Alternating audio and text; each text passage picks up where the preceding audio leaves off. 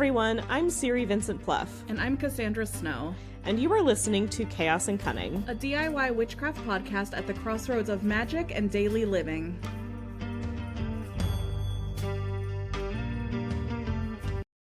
Hey everybody, welcome to our second episode. This one is on magic and divination and the overlaps therein. We are both professional readers with 20 plus years of experience, but what we do here at Chaos and Cunning is kind of talk about the theories and ideas behind this stuff.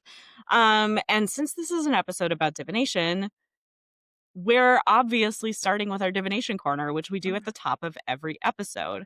So rather than doing like a forecasting for the month ahead or something like that, in order to keep these episodes feeling fresh, no matter when you're coming to them, we are giving you some ideas or prompts to chew on and create with, given whatever we pull in our divination corner. So, Cassandra, kick us off. Great. So I am using tarot again. We're going to talk about all kinds of different divination that I do, but my primary one and my career one is tarot. I'm actually today using the first tarot deck that was ever thrust into my hands.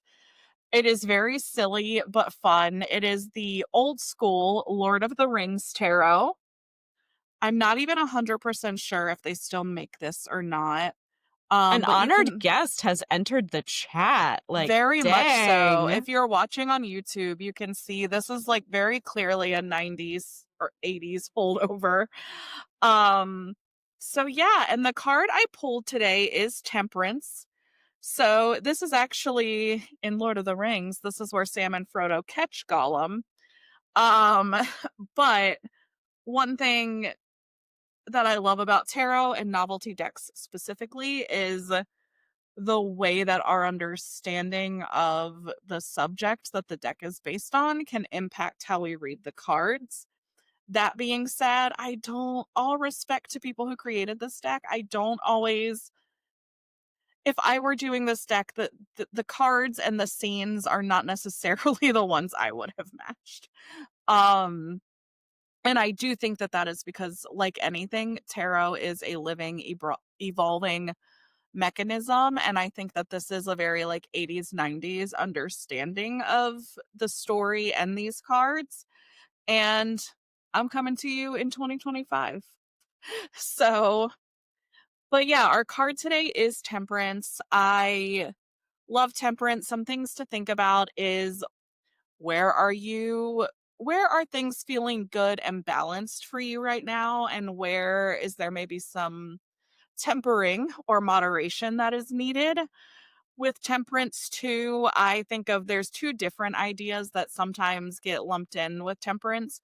One of them is art and one of them is alchemy. And the way that I kind of define both of those is making better stuff out of other stuff. And I sometimes think that art is really the manifestation of a lot of the sort of philosophy and theory behind alchemy, because it's taking these sort of raw emotions and how we want to express ourselves, and then turning it into something that is spiritual, but is also cathartic for ourselves, for other people, that sort of exorcises those feelings and gets them out into the world. And so all of that mumbo jumbo to say, how are you doing that? What are you alchemizing and what art are you creating? And how are they connected or not connected? And how does that feel in your body today? Alternatively, when Sam and Frodo catch Gollum, Frodo tries to take mercy on Gollum. And so I think that in terms of this specific deck that I'm using, it's how do we show mercy while still making sure that harm is not being done? And that's just a very different form of sort of temperancing or moderating a situation that, yeah, it's just something you should think about. How does it apply in your life now? How does it apply when we look at the horrors that we're all facing? How can we hold both? How can we have compassion and also be no, but some things are right and some things are wrong, and liberation, kindness, equity, all of these things are vitally important, and how do we hold that line? So, Yeah, totally. Um, I love that. I think also something that you did really beautifully was show how each deck kind of has its own personality, or it may have its own like built-in meanings that are different than you might find elsewhere. mhm, And so if you are somebody who is a deck collector, or you are somebody who, loves tarot or oracle decks or whatever, I think that it is important to sit with each deck specifically and learn them, mhm. which I have not fully done with the deck that I have for us today. Ooh, So I wanted to break from my original format, which was to do runes, because I was just feeling tarot right now. it's a chaos And podcast. We're doing what we do. I do love tarot. Like, it Oh, was yeah. really my first like primary divination method. And I feel like often when people come to me as a reader and they have like a very specific question, like my brain will be like, yep, this is a tarot question. So some days Uh-huh. are like, this is a tarot day. Yeah. And other days are, this is a rune day. We can get into that later. But the deck I'm using today is an independently produced deck called the Autonomic Tarot. And so this is a very like psychedelic, I believe it's Rezo printed, like Rezo Craft Ooh. printed.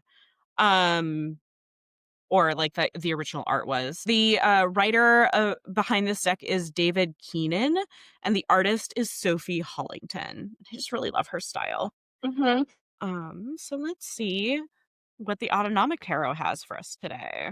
While Siri is shuffling, for people who may not know, Rezo printing is essentially screen printing, but for paper products. So it works more similarly to how you would screen a t-shirt, but you're doing it on paper.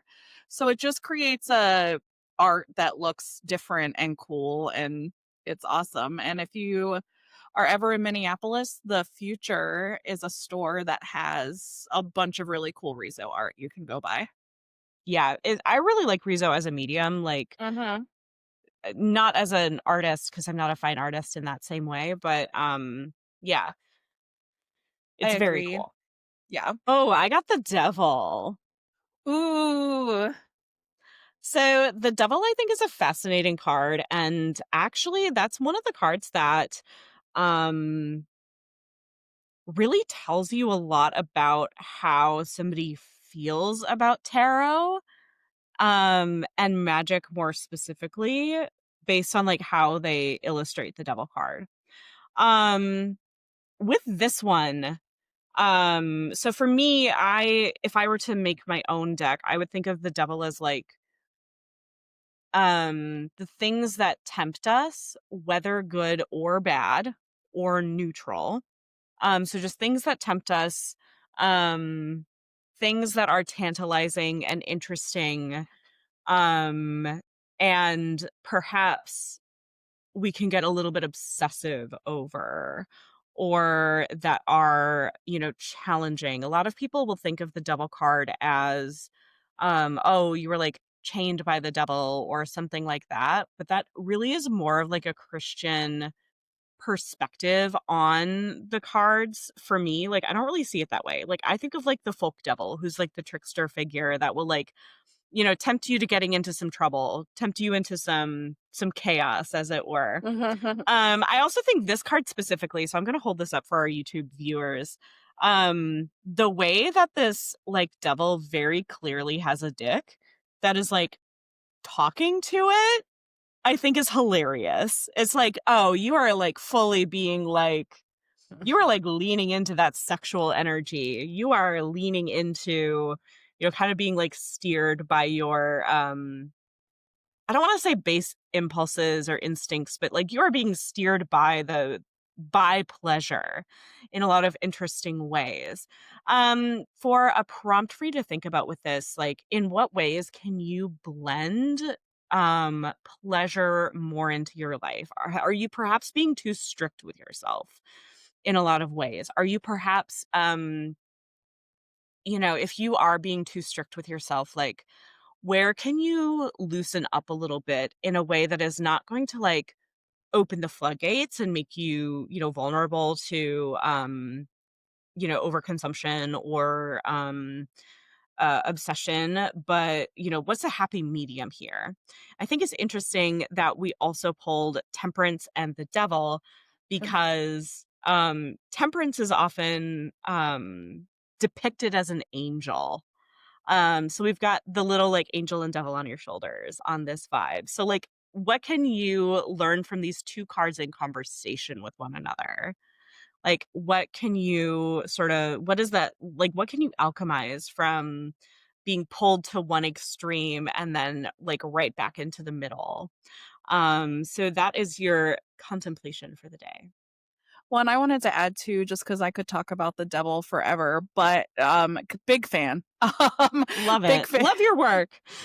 Big fan of the devil's work. I think when we're talking about chaos magic too, people who don't know a lot about the concept of Baphomet will assume that that is sort of the devil, whereas Baphomet is an internal way of sort of being all and then some. And so I think that that comes up, but I like to bring that into my readings with the devil. Like, okay, how can we have all and then some? And then I will say too, working with folk magic, there's a lot of ways the devil shows up for me. It is that trickster spirit in the woods. It is a deity or a spirit almost similar to like Pan or the Green Man or something like that.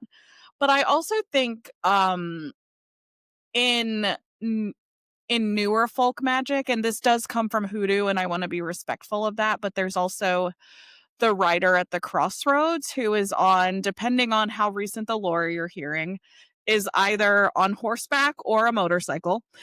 um, and the rider at the crossroads is one that I've always seen as kind of devilish, but it's specifically about making a bargain with spirit, making a bargain with deity. And I think that while temperance reminds us that spiritually the point of it all is to turn our yucky stuff into good stuff, I think sort of the quote unquote spiritual point of the devil is also like, or the lesson, I guess, is remembering that we shouldn't just be taking from our deities and from our spirits. We should also be doing offerings.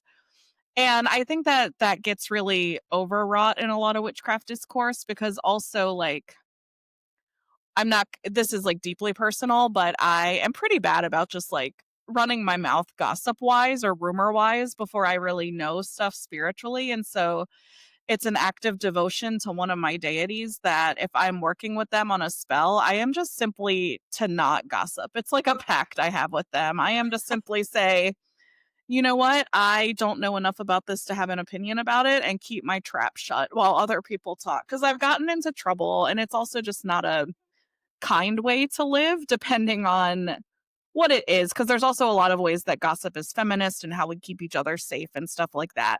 What I was doing was not that. And so Th I think it there's, like, the fun that you have behind closed yeah, doors, and there's, like, yeah. sometimes you have to let down your hair a little bit, and I think that that is definitely, like, a big part of the devil, but there's also something to be said for maintaining that, integrity, and very specifically, like, something I think about with gossip a lot is, who is my audience right now? Yes. Like, when should I keep my trap shut? Because I sometimes say things that I have not thought through, Yeah. and I will leave it at that. Yeah. I've been in on other podcasts with Siri and just been like cringing like, "Do you feel good about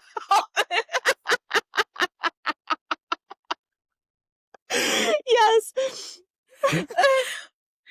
But luckily, I will say the podcast hosts who have had us on have been deeply understanding. So we love to So see it. But anyway, I say yeah. all that to say, like, a lot of times our offerings to spirits and deities or, whoever, whatever you believe in, are very much about being the best person we could be. Another example is on my to-do list every day, I try to put something where I'm doing something for someone else. And this isn't even a pact I have with a deity, but it's like, it's just important to me that I'm just, like, actively thinking about how to be a compassionate and kind person throughout the day and how to be a generous person throughout the day. And that is sort of just like a pact with me and my highest self, I guess, that I have. And so when we're talking about making offerings to gods and the devil, I think that it can be things like that. It doesn't always have to be some, a tangible thing in that way. Yeah, 100%. But yeah, devil is bargaining is really the point of that whole tirade I went on. Hell yeah. Love to see it. Um, yeah, so, I will say that another thing, like, in terms of heathen community, like, the heathens that I'm in community with and we talk often about, like, what do reciprocal relationships look like? When are you giving too much? When are you keeping too much close to your chest? When is somebody else not giving enough to you? And when are Mhm. they over giving or being over generous to you? And that is something that is talked about in a way that I don't necessarily see in other communities, which is why I bring it up. And I always think about that Oh with yeah, temperance. absolutely. Well, and I think the tarot itself continuously speaks of reciprocity. Anyway, that was the divination corner. This is maybe a good place to kind of dive a little bit deeper. How do you define divination? To me, divination, the super like modern 2025 way that I use the word is y- it's just like how I define art and alchemy is like making stuff out of other stuff. Divination is essentially like finding out stuff via other stuff. And so, um, in other words, it's anytime you're using a tool like a tarot, like an oracle, like a rune. But it's also like, if you are watching bird patterns, if you know cloud formations really well. If I always think about that meme that my aunt, who's great, sent me once, but it was someone spilled their SpaghettiOs on the ground, and it was like, um, basically the joke is like, "Oh no, what do the spilled SpaghettiOs mean?" And I get the joke, and I'm also like, but you can literally divine with anything. If you have even the most basic handle on symbology, like you can divine with literally anything. And it's literally just a way to collect information from a a tool, but anything can be a tool. Yeah, yeah. I think for me, divination is it's like a structured way of learning about and understanding the world around us. And that is Mm. like a really broad way of talking about it, right? So Yeah. like um but I use also different divination methods for very different things. So I'm trying not to like write things out of my definition, right? So, one of the ways that I define divination is like attempting to learn things that um perhaps are hidden within my unconscious realm, or trying to learn things about the way the world works through direct interaction with the spirits, through direct kind of connection with things. I think about divine as the root word of divination. So Yes. And I think that's what I was having trouble getting at, so thank you. yeah, like everything is divine. And so it is me seeking the divine in other things, but also divine has two definitions. So it's also me divining, like learning, like I am decoding in a way, like what is happening around me. Um So, I also think it's a little bit easier sometimes to talk about divination in terms of how we do it, like, how does this work? Mhm. So, in heathenry, there is a very specific kind of, like, way of talking about and looking at, um, divination. So you have probably heard of things like Orlog and Weird. WYRD. I am going to kind of go into those concepts because I think they're helpful.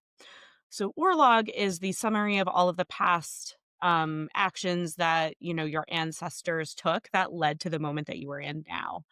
Um, and you either need to atone for bad actions or, you are blessed by their good actions. And working with Urlog can be very, very healing.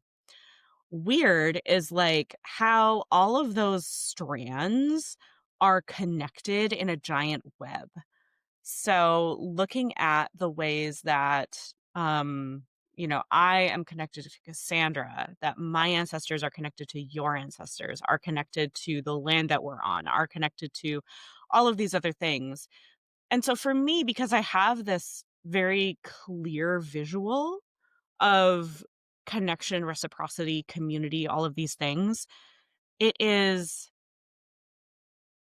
like, I think about divination as, "Oh, I'm taking a peek at the web of weird." I am literally trying to look at the web of weird and see what's going on. And that can be internal things, right? So that could be like, "Oh, like, I'm really struggling with" say, like, "I'm really struggling with, like, body dysmorphia right now. What is that all about? I don't what's the underneath of that? What is the unconscious aspect of that that I can work with?" Or if I'm, doing a more, if I'm in need of more practical advice, it may be like, okay, I'm applying for this job that I really want. Like, how can I frame my experience in order Uh-huh. to show that I would do this job well? Right. Or, you could even look into future topics as well, which we call predictive reading.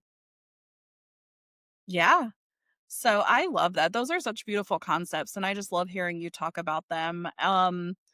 I think too our journeys have been so different when it comes to not only witchcraft, which we talked about a little bit on the first episode, but also intuition, psychic ability, divination, whatever you want to call it. I think that I knew I was psychic as a child, and I because of Christianity and living in the Bible Belt, and also my mom would just tell me that it was weird, in WEIRD.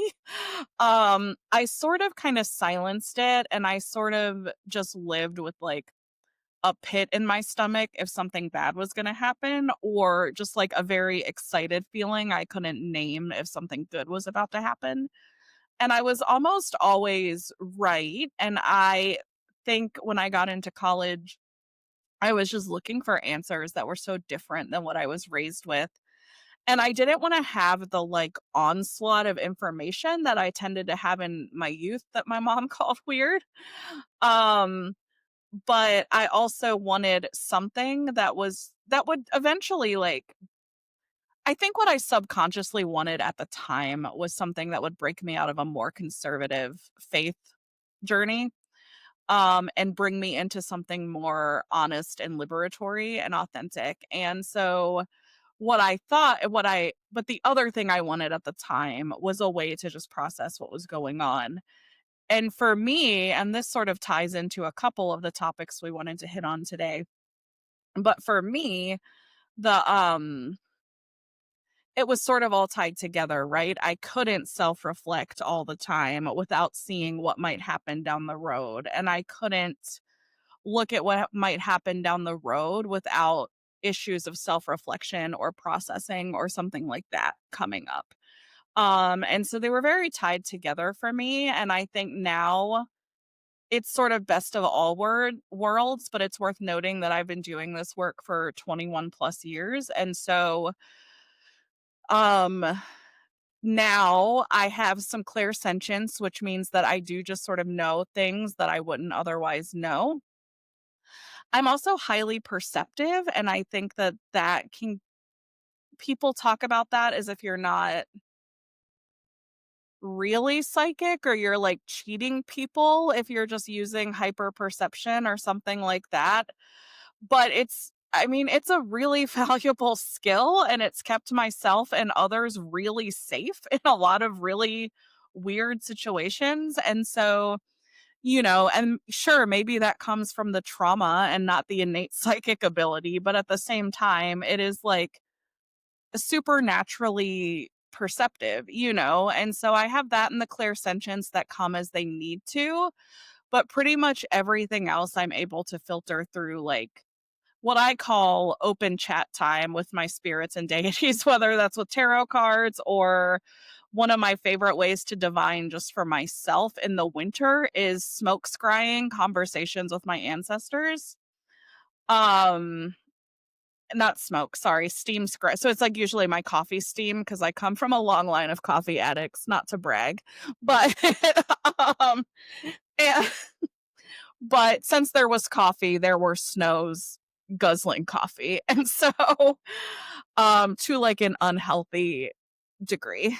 And so I do some steam scrying with the coffee in the winter because I'm also gay, which means in the summer it's all iced.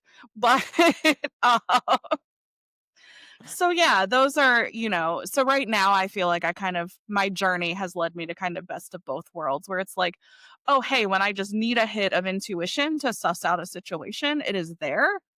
And then otherwise, I have like office hours for the spirits and deities to communicate with me. I love that idea of, like, just having office hours, like, Yeah. that actually has been really helpful for me, that kind of office hours concept, like, Mhm. so we do have very different psychic origin stories. I grew up in a very haunted place. So I started probably more so with, like, spirit connection and spirit conversation.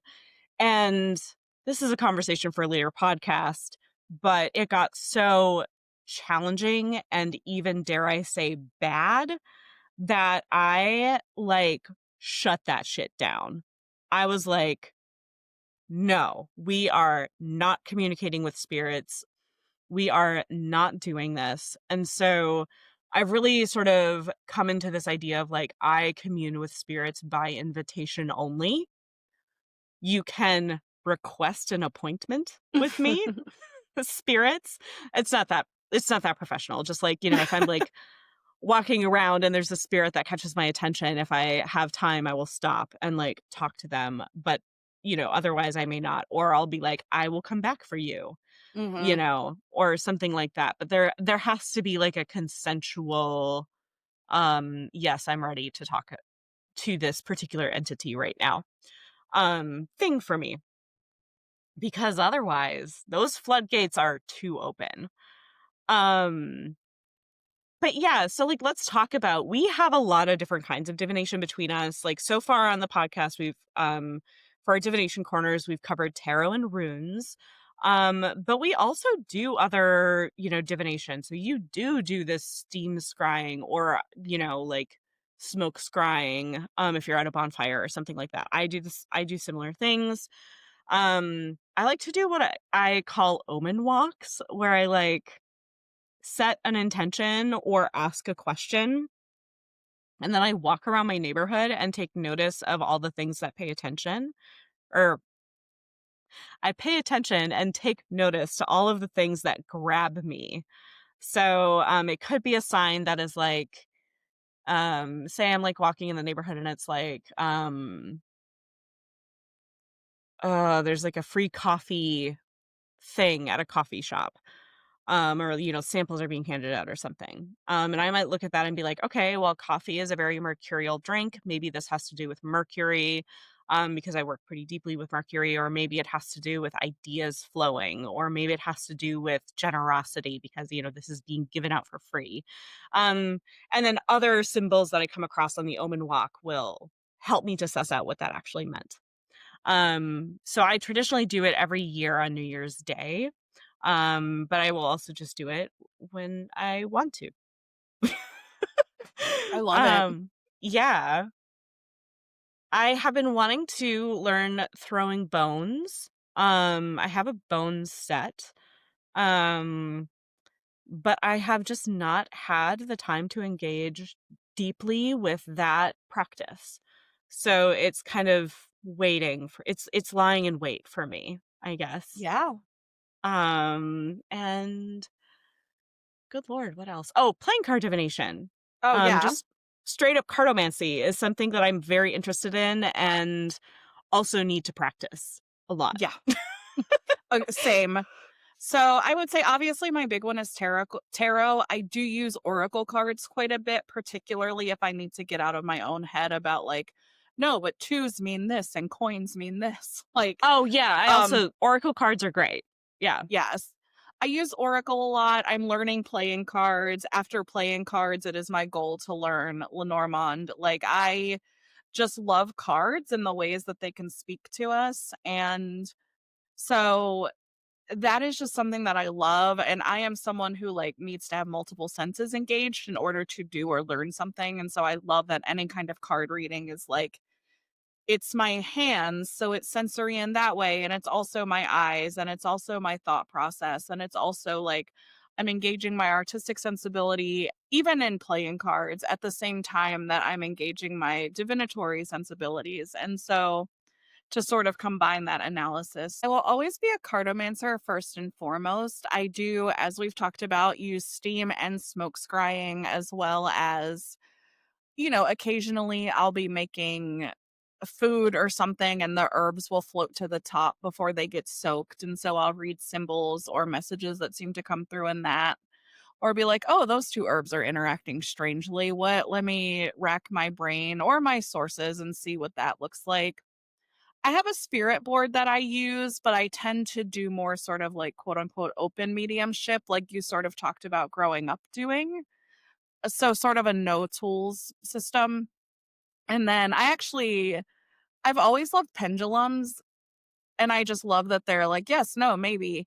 But for Christmas this year or a year or two ago, I actually got a pendulum bored, and so it also is really good for divining timing and stuff like that, and not just that yes, no, because it has both months and also numbers and also, astrological seasons. Like, I just think it's really cool and good for stuff like that. So, I really love it,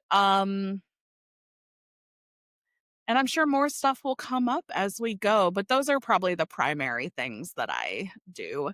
I have tried to read, like, the tea leaves or coffee grounds at the bottom of the mug. It is not my strong suit, but I do think it's fun and interesting. Yeah, Um, I've done that before too, and I forget to. Mostly I just don't yeah. like drinking loose leaf tea when it's not in a strainer. Yeah, same. So, like, I just don't do that very often, but if I ever were to, I would.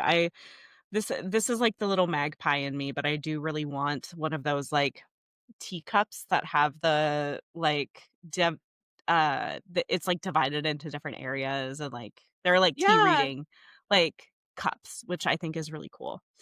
Yeah, my And I aunt actually sent me some. They're in storage in the basement, so we should break them out sometime just for ooh, fun. that would be fun. Yeah, let's do Yeah. it.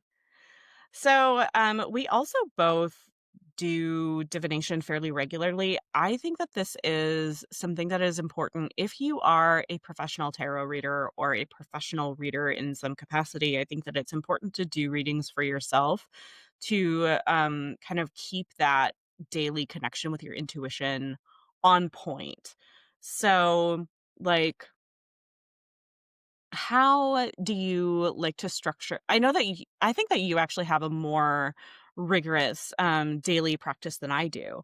So, like, how do you structure that? Do you feel comfortable telling our listeners? Yeah, absolutely. So I will say that daily is generous. And I am also someone who, if you come to me to learn about psychic ability or witchcraft or tarot itself or anything, I will emphasize regular and achievable practice over daily practice because I think A, you can get burned out with daily.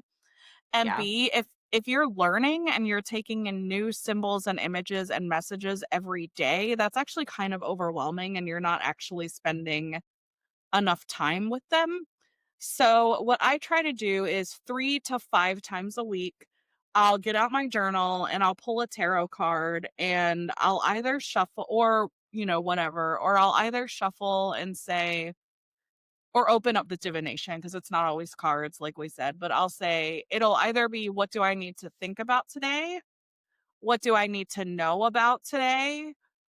Or just what do I need to know in general? Alternatively, I'll do a divination and then make prompts out of that and try to divine throughout the day, similar to what we do here in the divination corner. And then I'll do some journal or free writing about it, or some automatic writing if that feels like the move. I will say it is regular practice in that I do it multiple times a week, every week. It is something that grounds me. It is something that roots me. It is something that makes honestly everything else that I do doable. It is sort of dealer's choice depending on how much energy I have versus what feels like the move for the day. Sometimes it's literally just pulling a card like, "Hey, what do I need to know for today?" The Fool, great, new stuff is kicking off, and then I just go with it. Um, but then sometimes it is much more serious or contemplative, like what we do in the divination corner. And then occasionally too, if you're working with spirits at all, you will get messages like, "Hey, this really needs done. Are you someone who can do it?" And so it's like, "Oh, hey, you're like doing your spiritual work or your work from the bargain that we talked about with the devil throughout the day as well." So I will also say a lot of times what I will do is look at my divination from the last time I did a morning divination and be like, "Okay, how have things played out?" Because life is, things build on each other. And so it's like, okay, well, what is today's sort of manifestation of what I was thinking about 2 days ago? Yeah, absolutely. I do really want to underscore that things build off of one another because like I'll notice that my if I'm on a streak of doing daily readings for myself really regularly, which is probably usually my daily readings are just like one or two runes or cards or a mix or whatever. Um I like to keep it kind of contained. I'm definitely not suggesting or recommending that you do like a full like 5 card spread or like, Celtic cross spread or something every single day. So I do tend to keep it kind of contained, but I do like to look at what recent readings have been like. And if things have wrapped up or if maybe this reading of the day is going to kind of contribute to that energy. One of my favorite styles of daily reading, actually, I don't see a lot of people talk about, and that is the internal versus external. That's a Um, good one, yeah. so it's like I pull 2 cards or 2 runes, and one of them is like, what are my internal processes of the day? Like, what am I gonna be thinking about? What is hitting Mm, me specifically that is, like, not necessarily something that I need to share with anybody else, but is good for me to know?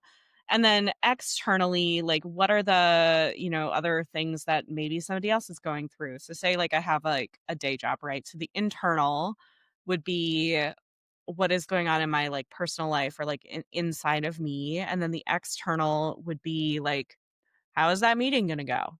mhm, Or, like, like, whatever that external thing is, or, like, how is this, like, fun gathering with friends gonna go? Or how is, mhm, like, this gonna look? What is something that I need to consider for my relationships this day? Because yeah, I think that sometimes that's just really helpful, and when I was first getting really started with doing readings for other people a lot, this was, like, when I first joined Instagram, as a tarot reader, right? I was posting a lot of these 2 card readings specifically, and I just really love it, and it's not a format I see as often. yeah. No, it's a really good one. I do something similar for moon cycles, like on the dark moon or new moon, I will pull, um, 3 cards actually. It's like, 3 cards, but it's 4 different placements, so bear with me. Um, when reading tarot, I think it is really so I hardly ever pull if I'm doing you can keep all this in because I think it's important that people know that, like, hey, brains move faster than mouths sometimes, but, so it's fine, it's chill. So, when I am reading cards with more than 1 card, I almost never pull sort of an energy or situation card because to me, reading all of the cards together gives me that. So, the energy or situation of the moon cycle ahead is what all 3 of these cards together tell me. And then my 3 card placements are there one is like, what do I need to do? So it's sort of that external piece, but on what I need to focus on. And then what do I need to avoid? um, because different moon cycles are better and worse for different things. And then the third one is sort of that internal piece. It's like what to think about, what to so it's all focused on me, but and in my own processes. But again, the to do is like the externalization of like what I externally what people will see me doing. Um the avoidance is pretty clear. You know what avoiding stuff means. And then the final one being like the internal processes to work through for that moon cycle, like what I'm thinking about, etc. And sort of my what to expect for that moon cycle, like I said, is when I look at the story or patterns of all 3 cards, that is sort of where I get that information. Yeah, that's actually a really beautiful segue into another kind of layered aspect of divination and magic, which is, what situations kind of call for like a more extended reading. So connecting like a tarot reading with the lunar cycles is something that a lot of people do. I also really love doing that as a way of like sort of setting intentions. But there's also so many ways that you can connect a lunar reading magically. So, maybe it's like, okay, like how is my spell work for this cycle going to be? Or like, what do I really need to be focusing on in this moon phase in terms of, my daily workings and all of that? Um, what are some other kind of instances in which you might be pulling um like a larger reading? And I'm thinking, like, for myself also, like, what might trigger, like, something like an omen walk or something like that, you know? Like, what are some of these moments where you're like, "I need more than, like, 3 cards?" I actually think so sort of a hot take answer is I think curiosity is a good enough reason. Like if I have time and energy and I'm like, I'm just curious to see what an omen walk would tell me or what 12 tarot cards would tell me or what keeping open office hours for 4 hours would tell me. um spirit office hours would tell me. So I think that curiosity is an interesting one, and a good one, and it's probably the one I honestly use the most in those situations. I am someone who can get so very in my head that, like, if I'm struggling with a specific question or situation or emotional process or something like that, less information for me is actually better because if I get too much information, I'm gonna fixate on, like, a detail and not the overall picture. And I'm gonna find a way to warp all 12 of those cards or all 52 of those messages from spirit into what I want to know or hear.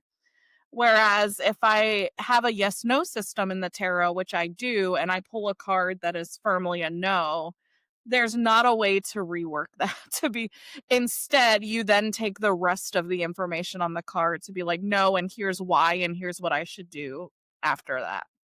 So I would definitely say curiosity is the biggest one for me, but occasionally there are really complicated situations I'm having as we record this. Hopefully, it will be fixed by the time we air it. But as we record this, I'm really struggling on figuring out what writing project I should be working on while I have a book out on sub.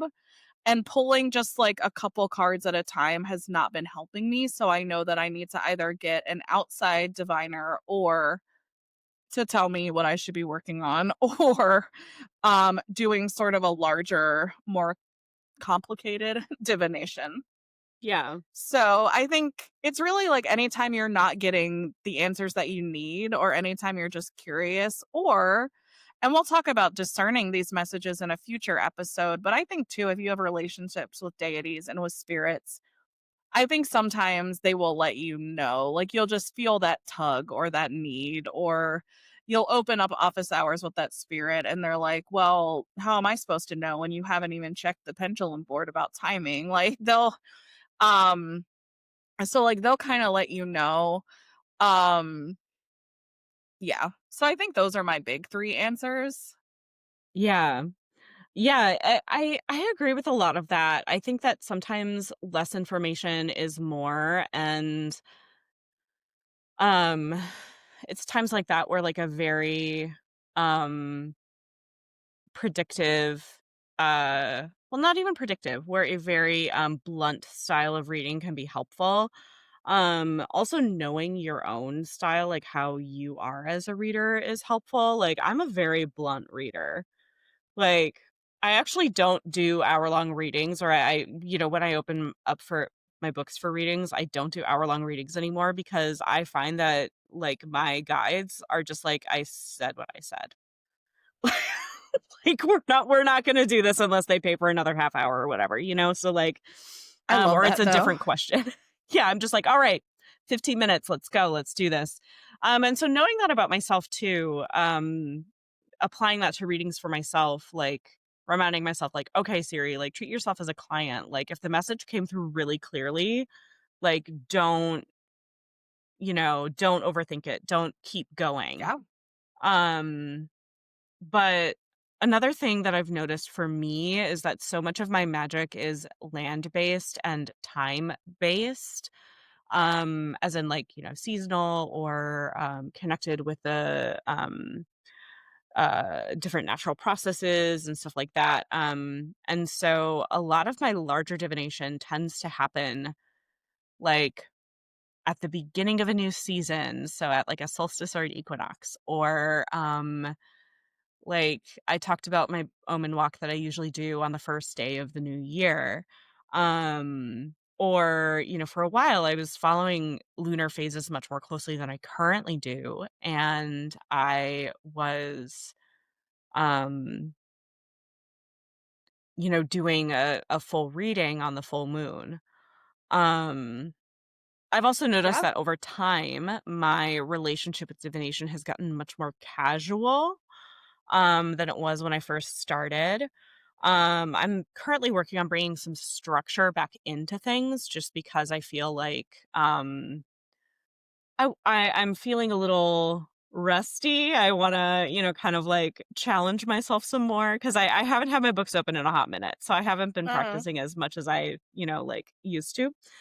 Um, and, but when I first started, I was like, "The tarot is so serious. I can only do this if I have time to put up a full circle and do a full Celtic cross because that is how you read the tarot cards." That is extremely silly. No. It's not how I do it. It's not how I would ever recommend a student do it. But I was very like structured and like organized and disciplined about it. And now I'm much more like, okay, let's just like see where we go. And I want to bring a little bit more structure back into it just to kind of continue on my own learning process. I'm also side note, I have a lot of occult books that are on my shelf staring at me, waiting, waiting for me to read them. And so, picking up a book about tarot, even though sometimes I struggle to get through tarot books, um, through literally no fault of the author. This is like Siri probably has ADHD and struggles to get through just like 78 mini chapters in a row. Um, so picking up one of those will be helpful, I think, for the future. Absolutely. Um, yeah, I would also say too, I do a big New Year spread for myself as well as offer it to clients. So that is what you said, the time based is also very real and very true. And again, that is more predictive though. That is like, okay, what will be going on throughout the year, even if you're only reading in like a reflective way. There's still, and that sort of brings us to the like predictive versus other styles of readings. Um, and how it sort of all ties together and ends up coming from the same place. And I think even if you are only doing it reflective, if you're doing any span of time, that is still a predictive reading. That is still, I think people now are very afraid of saying that they read predictively. And I have a couple theories about it. Some of them are generous and some of them are not. My least gen my least generous take is that people who claim to not read predictively are just scared they're gonna be wrong. Um, Whereas I particularly don't care if I'm wrong. Like, you came to me, I read the tarot cards. What you do next is up to you. And if the only thing you took seriously in making this decision or approaching this topic or whatever is my tarot reading, like, that's kind of not on me. You still have to be a whole person and like factor in multiple factors. And if you don't do that and things don't work out, that's not on me. I did my job. I read the tarot cards. Like I feel like uh, that's like a very seasoned I read for clients tarot reader yeah, perspective it too. is. It is. Yeah, where But I it's feel like, like that even with myself, like if I do a predictive reading for myself and it doesn't come true, what I will do is look back and be like, okay, what did the cards tell me to do to get there that I ignored? Or yes. or if they warned me of danger and it happened and I look back and say, well, or the danger doesn't happen, I look back and say, okay, well, what did I do right? Because as humans, we do a lot right too. Again, we give ourselves a lot of shit for doing things wrong, but as humans, we do a lot of things right. And so when the cards predict danger and you successfully sidestep it, the takeaway is how did I sidestep it? The takeaway is not, well, tarot isn't real. Yeah. Yeah, I think another thing, especially when I have to give like a bad outcome or, whatever I'm doing for a client is not going to look good. Um I say this is a snapshot of what this looks like if you do nothing differently. You can make choices that will impact this, Yeah. that will mean that this, negative outcome doesn't necessarily happen. And sometimes the negative outcome is going to happen just because that's the way the world is, right? Yeah, like Like, bad things happen. yeah, like it does, and it sucks to have to tell somebody that. And oftentimes it doesn't have anything to do with you necessarily in the situation. What I always tell clients is you have free will and so does everyone else, which means that we are all making decisions all the time. And yet life itself does not exist in our specific vacuum.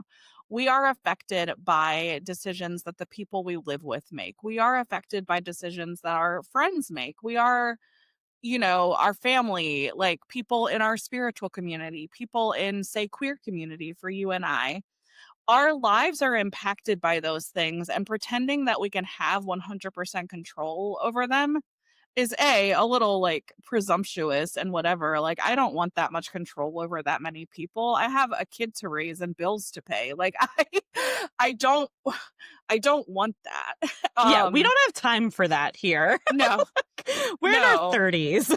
Like, no. Well, and then also I think it is harder to hold compassion for other people if we are expecting certain outcomes that are dependent on what other people may or may not do, because you're basically what you are doing when you freak out because something didn't work out right because someone made a decision that they weren't expected to make, but they changed their mind at the last minute or had reasons that we couldn't see or whatever. Um, our thought process basically is like, hey, you're not following the script that I wrote, and I'm mad at you now.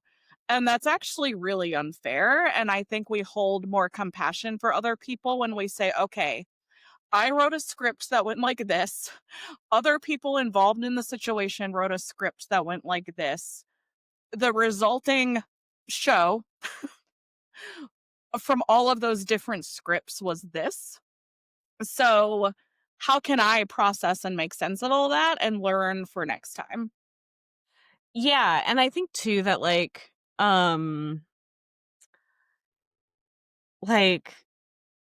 oh my god, there's just so much there. Hang on, I'm on the verge You're, of something.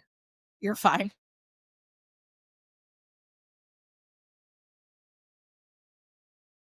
Right. So I also think that the margin for error is different for different people. Hmm. Um and what I mean by that is that if you are, you know, um really struggling to like pay your bills or something like that, you may turn to divination for very concrete answers. Um and in a way that, like, if maybe you were at a time in your life where you had more money flowing in and you were had a little bit more time, you would be concerned more so with the, um, like, "How do I feel about this decision? How do I" like, there are different times in our lives where we need predictive readings and other times where we need more reflective readings. Um, and I also think that, like oh, this is what I was gonna say. It goes back to when you were talking about how, like, everybody has free will, right? Mhm. Um, this is why I love weird and, like, the web of weird as a concept and a diviner, right? Because it really showcases that, like, we are still interconnected with everybody, and I can try to peek at what the weird is saying right now and what are the best actions you can take in this moment right now for the proper outcome or the best outcome for yourself. But, ultimately, we don't all have 100% control over our lives. We Yeah. just don't. Um, Yeah. and I think it's also, like, reflective readings are really helpful when you're going through a time that is turbulent, but specifically for your identity. So if you are, we're both queer. If you are trying to figure out, am I actually bisexual or like, I'm having weird gender feelings. Is that just because gender is weird or is that because there's something bigger going on here? Mhm. Um or like I don't even understand the concept of gender. What is gender? Right? um there are a lot of different ways that you can use reflective readings to sort of prompt yourself into thinking about things in different ways. And so, say like for one of those gender readings that I was just mentioning, say like you're like, "What is going on with this? I'm freaking out," and you pull a card like Temperance, right? It's like, "Okay, well, like, what would I do if I was freaking out?" Or what would I do? And if you pull a different card, let's say like the Ace of Wands for the same question, it just sort of helps you see different facets of the question and helps you kind of think through things from multiple angles, which I think is very valuable because sometimes we can get in our own head and we can, struggle to see things from other people's point of view or from, like different perspectives. And I think that divination can really help with that. And that is not a predictive way of reading, right? That's just like, I'm just here to learn. And Yeah. I think that's very valid and okay. Oh, 1000%. And I think where I struggle with people who are professional readers and read for clients saying I don't read predictively is like, but you do though. You might not be predicting the future, but you literally can't read the cards without making predictions about you cannot read the cards or anything because it's not just about tarot. It's like about everything. But you cannot do a divination for someone else unless you know the situation deeply intimately, which you most often do not, even with your closest friends or partner. You're not in their body, you're not in their brain. And you cannot do that without predicting like how they are feeling in this moment and how different behaviors might affect how they are feeling. Like I think I get very caught up in the semantics of it. Um but no, 100% I think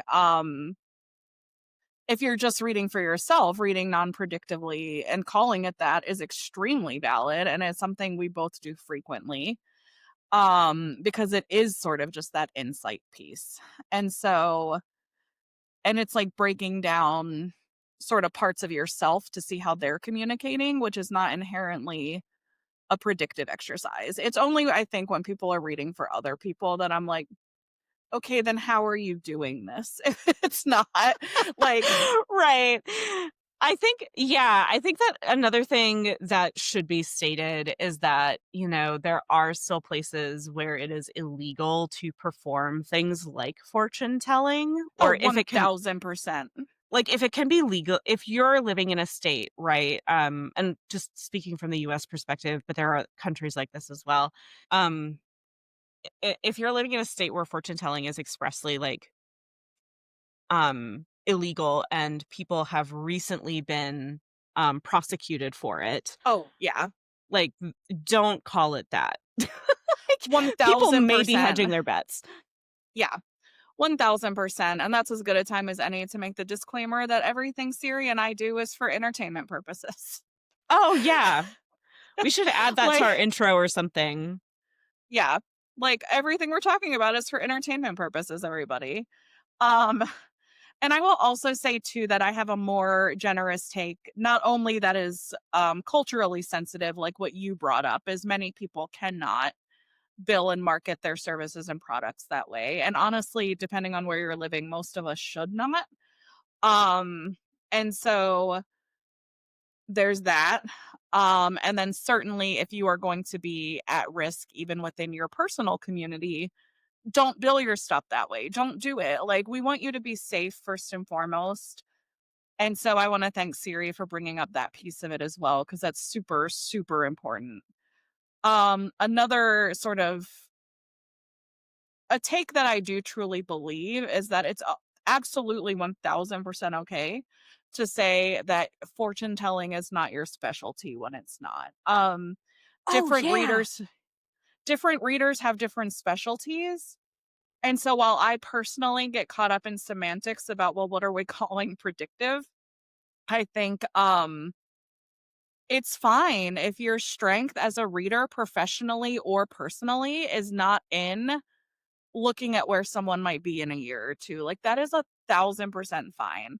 And even I, who does not shy away from those words unless I feel like I'm going to be in trouble or something, um I usually won't go out further than a year or two for people because, again, this is a chaos magic and cunning work podcast, and like there's so much unpredictable about the world and the universe and the spirits that we're working with that, like, people are going to change their minds and do a million different things in the next year alone. I don't actually know that it's possible to predict where you're going to be in 10 years with certainty. Right. And there are some things I think you mentioned clairsentience. So there are some methods that are like, oh, this is true. So I've had like flashes of knowing or prediction, not even prediction, just like sudden bursts of knowledge or sudden thoughts that feel very much like, oh, that wasn't from Siri in the conscious moment. It almost feels like me from the future telling myself something in the moment, Yeah. and then I'll forget them for years until it happens, Yeah. right? So there are also like that's never something that I will market though. Like I can't bottle that for other people. That's like purely just like Siri observing how like me observing how my psychic abilities work. Um, and so I think that some of this stuff just like really playing around with the nonlinearity of things, I think is important. Mhm. Yeah. Uh, I think too, part of the reason that I do go hardline, sometimes I'm like, except we're all kind of doing this, is because while we want to be sensitive to the fact that a lot of people in a lot of places cannot safely say what they are doing is fortune telling, I do feel like if you have like white American privilege and you're using these tools to make money, you have a responsibility to be respectful to all of the people who have been persecuted. You have a responsibility to um at least not be shitty about the language they use for their own stuff. Like, I yeah. you might not be fortune telling, but you should not talk down about it like it is a lesser form of reading tarot, and in fact is not at all. Right. Um Yeah, and like I think too that we ended up kind of getting into like business witch chat a little bit we did. here, which is fine. I think that, like people in our audience will, be either, peers of ours or, interested in this kind of thing. So like whatever. Um, but the other thing is that like we don't want grifters running amok in the community either. Right. And the very like, oh, you will like meet your twin flame or something if Don't you even get me started on twin flames. I we can have an I entire will episode about twin twin flames, but It we would just might. be us ranting and being like, "Fuck this concept, fuck this cult." Like Yeah, like, actually, ooh, that would be, like, a really fun, like, bonus episode sometime where we, like, Mhm, talk about the cult, like, that could be fun. Anyway, mhm. we're not going there right now. But yeah, like, I think that, being overconfident in your prediction, Oh, can 100%. definitely damage people and your Yeah. clients. So, there's definitely, like, a balance to be had there. Oh, Um 1000%. And I will say you are much better at when we talk about stuff like this and like in podcasts and stuff. You I tend to assume that everyone that is going to listen to me already knows me and how I feel about stuff socially.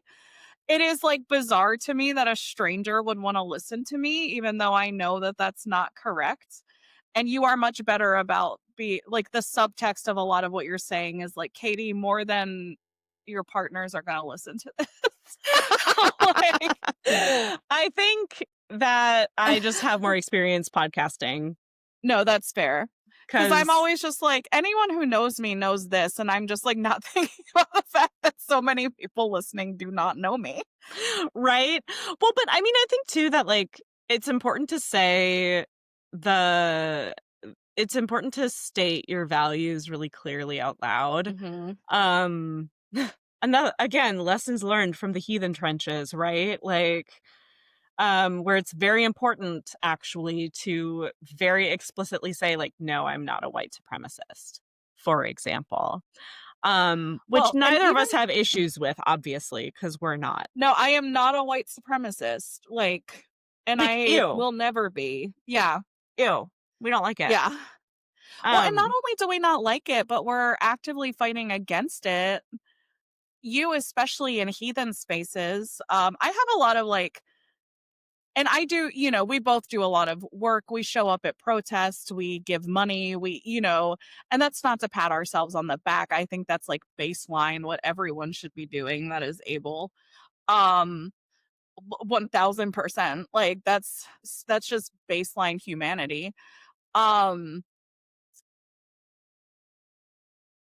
I also like to engage in like what some people will call microfeminisms, but I call or so I have like micro anti-racism moments where if I'll see a store clerk like following around a person of color, I will just be like, weird that you're focused on that person when that white lady's got that giant bag. And just like calling people on their stuff and like um I had IQ test at my psychologist's office and it came back pretty high, whatever. But also we know that IQ tests tend to be really racist. And so if it comes up in conversation, I'm like, they consider me pretty smart, but let's like just for a white person. Like, just I'm, like, smart for a white person. yeah. But making sure it's clear that that means I think that other Yes, people are smarter. yes, for Um, sure. I'm gonna bring us back on topic. please do. Okay, cool. So we have not talked as much about magic in this podcast episode as, um, I think both of us intended to, Yeah. um, because, we do use divination in magic a lot. So one thing for my, magical education is that it's a good idea to do at least, like, some kind of energetic check-in before you do magic, and that is because, of course, we don't know everything. I have an unprecedented in that I've never heard anybody else talk about this as much as I do. It's probably out there. I get a lot of spirits telling me that there's someone that they're not. Oh, interesting. Yeah.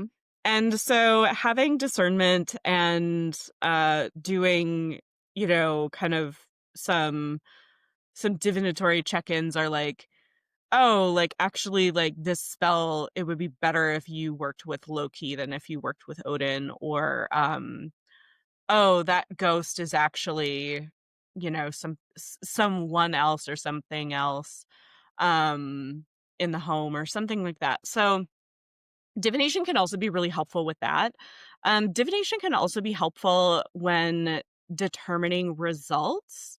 of your spell work, right? Mhm. So, like, if I'm like, "Oh, this job hunt spell went a little funky. Where did I mess up? Yeah. Like, how can I learn from this?" And divination Well, can and I help. yeah. Well, and I think sometimes too we can get overwhelmed by the needs that we have as humans. Like we are spirits stuck inside of meat bags and stuck inside of societies. Like it's just we're all Russian nesting dolls with like our spirit at the center. Um, and I think when those very human needs kick in, like I'll just say protection, for example, like we are feeling or getting signs or omens that we need to do some protection work. Well, if that's not our specialty and we don't have a specific like set of things that we do for that, divination can be really helpful just in getting to the brass tacks of it. Like if you find a what looks like a rusty railroad nail in your yard, which happened to me not long ago, and I did actually need that omen. I didn't really know what to do, and so I sat and I did a couple different styles of divination, and from that I was able to get even like the type of tools and spell I should be doing in order to fortify that. And so I think it can also get into that very like nitty-gritty technical stuff too.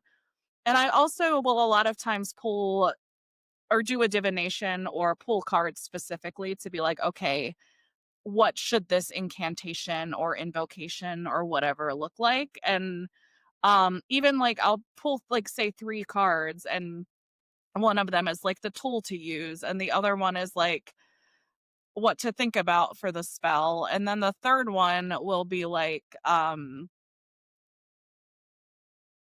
this card is the basis for the incantation or invocation or evocation that I'm writing. Yeah, Um, sometimes it also helps me determine if I need to do spell work right. because I talked in the first episode about magical burnout, Mhm. which has led me to be, by my own admission, a little bit of a lazy witch. Mhm. Which means that if I could do magic about it, I'm probably going to check in and see if I need to actually do magic about it because I Yeah. have a limited amount of energy, as does every single person on this planet, and it just really changes. Um, and sometimes it's like, no, things are looking really good actually for the outcome that you would want to do magic on anyway. So like, reserve your energy for something else. Exactly.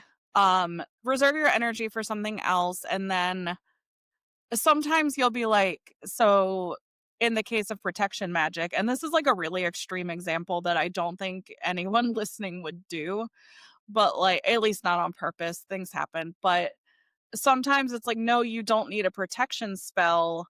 You need to not be wearing noise canceling headphones and staring at your phone when you cross the street at a busy intersection. Like it's very basic, like, if you're doing a prosperity spell, but you're not applying for jobs or you're not actively marketing your own business, like what do you think is going to happen? And sure, you could say there's gambling and lottery and stuff, but are you doing those things? Like Right. there Yeah, like you have to actually do things or at least know where money might come from or where a protective spirit might come from in order yeah.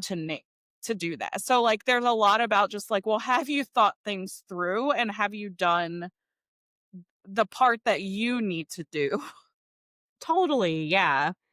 And, you can also use, divinatory tools in your actual spells too. Yes. Oh, yeah. Um, so it's very easy with runes because, I one of the reasons I actually really love runes is that they are so easy to carve into a candle, or they are so easy to recreate, um, like a figure on, your altar or something. And so you can like infuse a candle with that energy and then utilize that in magic. You can, there's so many different ways that you can do that. If you say are doing, um a spell for abundance, so you might want to pull the Empress card from your tarot deck and put it on your altar as you are doing the spell. And then that Mm. Empress card is sort of like overseeing it. So there are a lot of ways that we can um, utilize tarot and divination for magic anyway.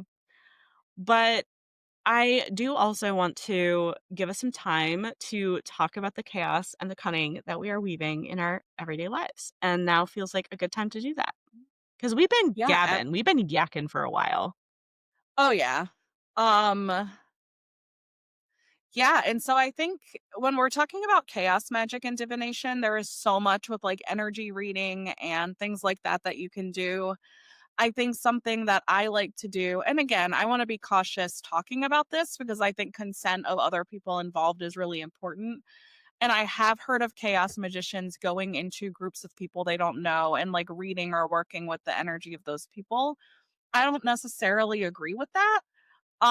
I instead, what I do, the chaos magic that I've been doing that ties into what we're talking about is I will go into a new place or a new situation and I will say, I will do like a read essentially on the egregore or like the spirit or just the energy of the place or of the circumstance. And so for that, it's a lot of just like deep breaths and it's a lot of opening up those empathetic channels because that does have an actual spiritual purpose. It's not just a thing people say. Um, so that I can actually like feel what the energy is. And if it's not good, I obviously like shut it off, revert, back it away from me, like whatever. And a lot of that, I love that too, is because a lot of our goal for this is like DIY witchcraft. And this requires no tools. Like this requires you having a firm handle on what you want and are capable of in the moment and a firm handle on the politics of consent in the space that you're in, and that's pretty much it. Um, Yeah, and on that note, like, uh, cards and, like, physical tools that you use can get you to a place of feeling confident enough that you don't need the tool. 100%. And that's a lot of what it is, because I have to have very firm boundaries about anything empathetic as well, because I was raised to be very codependent, and so it's very difficult for me, um, to willingly take that energy on, but again, I've been working on it for 21 years or more, so I wanna just have everyone be really cautious about that.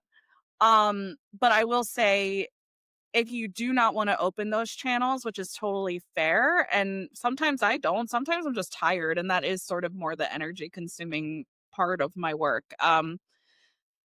I will say sometimes it's actually not even about the empathy of the energy in the space or the egregore or anything like that. You can get a read on, like, a situation or a space without pulling on anyone's energy, and you can and it again comes down to, like, perception, and observation and uh trusting your gut essentially like Yeah, trust. and Trust is so so huge. yeah, and so I think that that's sort of the chaos magic I've been working on lately, almost switching gears entirely, but the cunning work on my mind the most because it's day after lamas or lunasta or whatever you call it, is sort of how things are going in my garden right now. I do have a garden I work with spiritually as well as materially that I love. It is overridden with weeds right now, but some of them are actually useful. Some of them are doing that protective work that I alluded to earlier. Some of them aren't. So it's it's on my mind like thinking the cunning work is like a giving thanks to what the garden has already given me, which is a number of yummy cucumbers and eggplants thus far, as well as some very useful mugwort, um, which you should come get some of because it's still technically your plant. And I love there's her. as there's a there to use the technical term, there is a crap ton. Uh, and so, but yeah, and so I think, yeah, that's where I'm growing materials as well as food for my family, as well as, all of these other things. And so the cunning work I'm really focused on for the next couple of weeks is getting things back to where they should be, as well as prepping for next year, which a lot of people wait till the second or third harvest to do. I like to plan ahead and just kind of have stuff set long before that. And so, yeah, chaos is essentially energy reading of new spaces, and cunning is pretty much just focusing on the garden, both spiritually and materially. Cool. So I'm going to start with the cunning. I am currently writing a series of zines that are all about kind of like beginner witchcraft sort of topics. Um, and I am currently working on the zine that is about approaching deities. Because that is what my patrons were like the most interested in.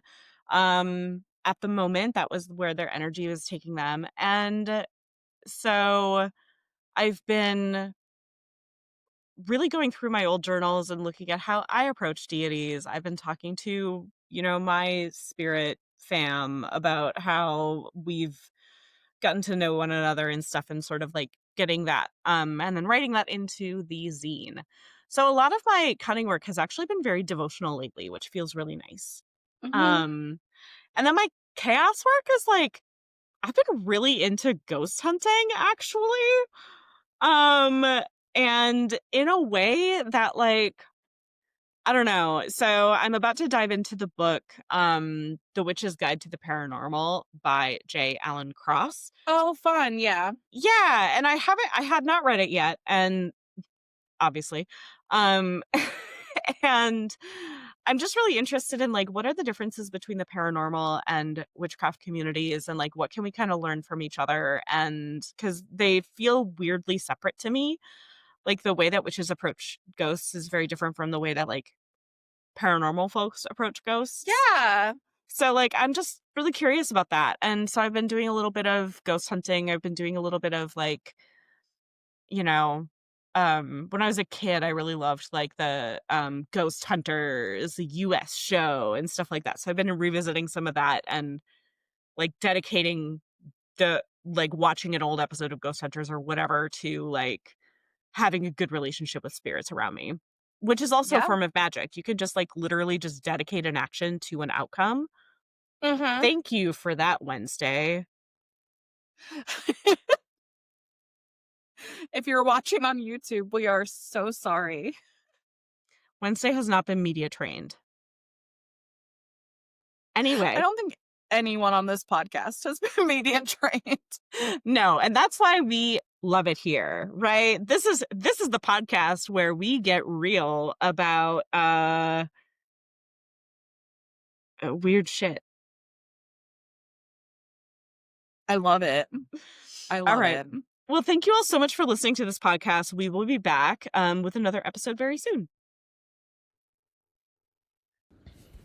All right, everybody, that is our show for today. Thank you for listening. Now it's time for you to go be the chaos you want to see in the world. And create the cunning you dream of. Bye.